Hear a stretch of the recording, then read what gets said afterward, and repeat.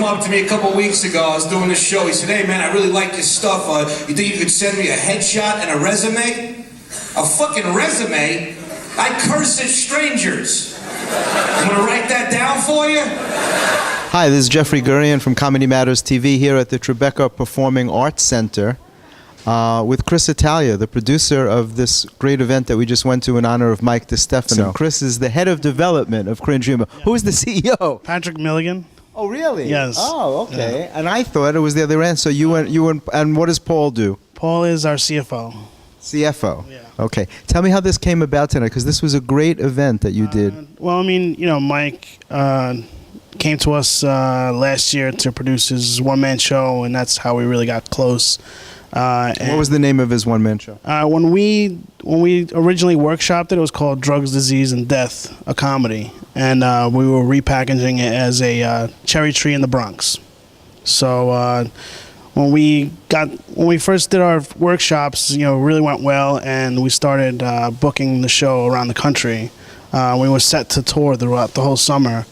This summer, 2011, and we also had signed a deal with the Barrow Street Theater to do a run of shows for about 3 or 4 months starting in the fall. So we really were going to do a lot of work together, and when Mike passed away suddenly, we knew that we had to do something like this and continue his message. Mike touched so many people. He helped so many people in recovery, and people afflicted with HIV and AIDS, and he really just... And he suffered with both. He was HIV positive. Yes, yeah. And he was a recovering addict, which he spoke openly about all the time, and, really that was his message, and... his one-man show was all about his life and struggling and getting through it, and talking about his wife who passed away of AIDS as well. So that message is going to continue. We have a documentary we're working on, and his one-man show that we will release one day in the near future. So there's tons of projects that Mike left us with that we have to finish and carry on, his message and carry on his legacy. So, and we're proud to do it.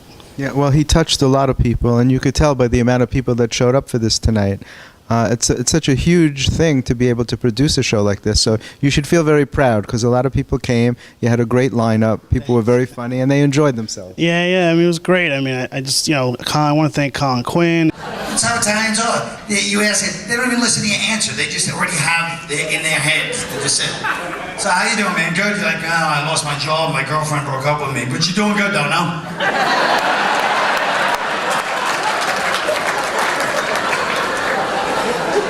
And Robert Kelly. If I have to tie my shoe, I could die. I could die because I have to hold my breath like I'm swimming for conch shells off the coast of Puerto Rico.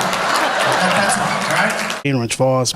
I was coming through from Jersey at the Holland Tunnel, and it's $12 now. It was $8 like 3 weeks ago, and now it's fucking $12. And like you go through the tunnel, and they don't even like wash your car or do anything.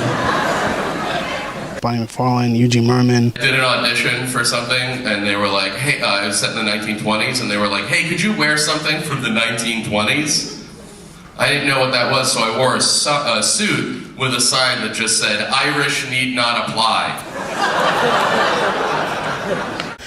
Kurt Metzger, Mike Vecchione. I was dating this girl, she's like, "Mike, you look so much like a cop, why don't you just become a cop?"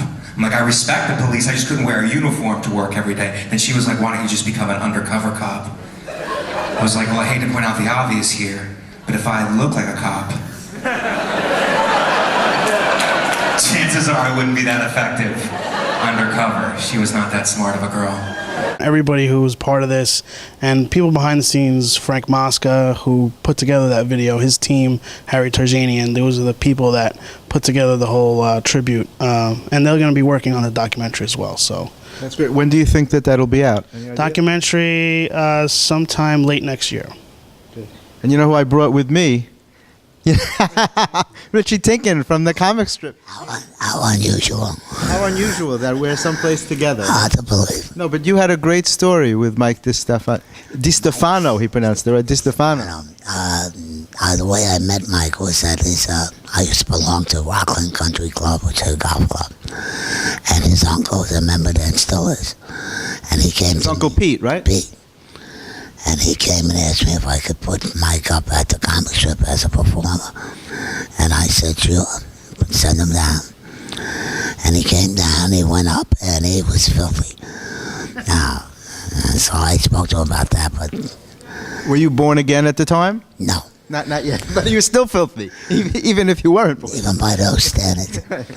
But I don't know that I listened to him close enough, because he said that's what I do.